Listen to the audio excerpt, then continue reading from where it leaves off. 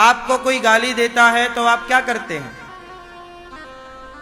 आप भी पलट कर गाली देते हैं। जरा विचार करो कि दक्ष ने गालियां दी शंकर जी को, यदि शंकर जी ने भी गालियां दे दी होती दक्ष को, तो फिर शंकर जी में और दक्ष में अंतर क्या रह जाता? इसलिए दुष्ट अपनी दुष्टता नहीं छोड़ता, तो सज्जन को अपनी सज्जनता नहीं छोड़नी चाहिए। कोई आपको गाली दे रहा है तो वो उसका परिचय है, अब आप उसके साथ जो व्यवहार करेंगे वो आपका परिचय होगा। हाँ या ना? जरूरी नहीं है कि जो व्यवहार आपने हमारे साथ किया वही व्यवहार हम आपके साथ करें। बोलो हाँ। कुत्ता हमें देखकर भौंकता है, तो क्या हम भी अब कुत्ते को देख के भौंके? तूने हमें देखकर भौंका, क्यों? कुत्ता जब आपको देखकर भौंकता है, आप में से कितनों को कुत्ते ने देखकर भौंका है कभी ना कभी? मैया काय में हाथ उठा रही हो? क्या पूछा हमने? आपको देख के भौंका है? कभी भौंका ना? क्यों भौंकता है अच्छा कुत्ता आपको देखकर? अच्छा ये बताओ फिर आपने क्या किया कुत्ते के साथ? हाँ, भाग गए आप? आपने भी नहीं भौंका उसको देख के भाव भाव? जब कुत्ता आपको देखकर भौंकता है तो क्या आप भी कुत्ते को रिप्लाई देते हैं? उत्तर दो, हाँ या ना?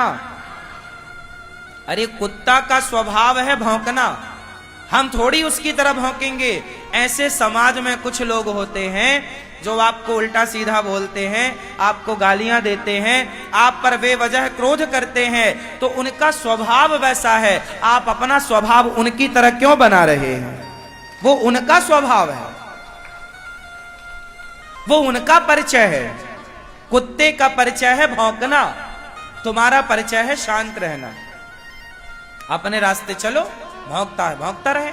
ऐसे कोई भी आपको गालियां दे तो समझ लो ये कुत्ता है। अब कहां तुम कुत्तों के मुंह लगोगे? हमारे यहां कहावत भी तो है ना, कुत्तों के मुंह नहीं लगते।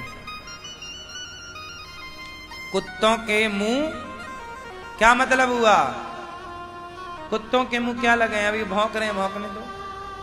आप हमें गालियां दे रहे हैं तो हम क्या दें आपको ना?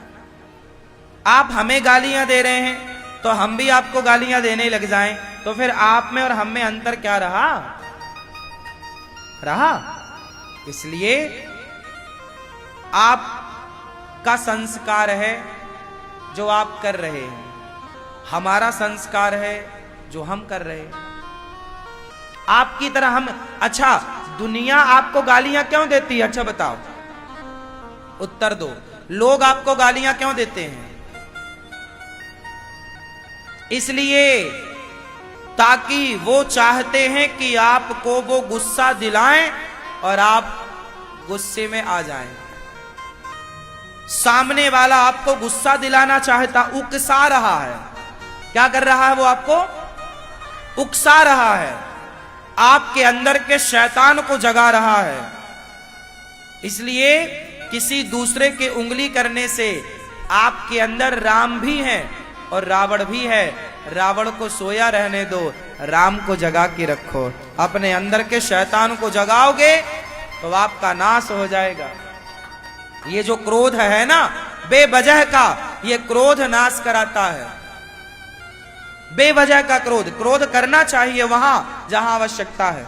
जैसे भीष्म पितामह को दुशासन पर क्रोध करना चाहिए था जब द्रौपदी के वो कपड़े उतार रहा था, नहीं किया, बाणों की सैया मिली। मैं आपसे कहता हूं क्रोध करो वहां जहां आवश्यकता है, पर बेवजह क्रोध कंट्रोल, अपने आप को कंट्रोल करना सीखो कि हमें कहां क्रोध करना है और कहां। कोई हमें गुस्सा दिलाएगा और हमें गुस्सा आ जाएगा ना।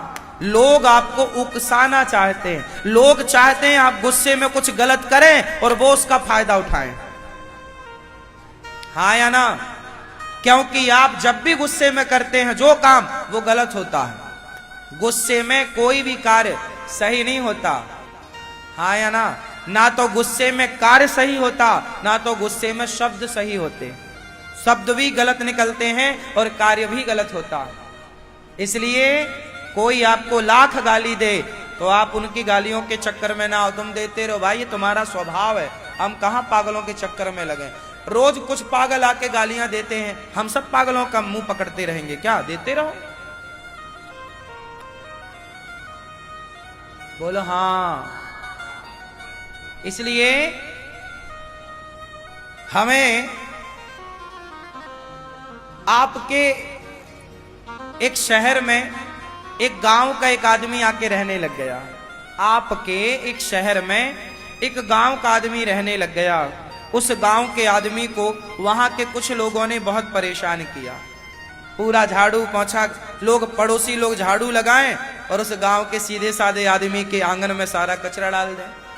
कोई उसके घर के आंगन में कोई छिलके केला का फेंक दे, कोई कंकड़ पत्थर फेंक दे। वो गांव का आदमी भोला भाला था, वो जानता था कि ये लोग मुझे तंग कर रहे हैं, पर बेचारे ने कोई उत्तर नहीं दिया।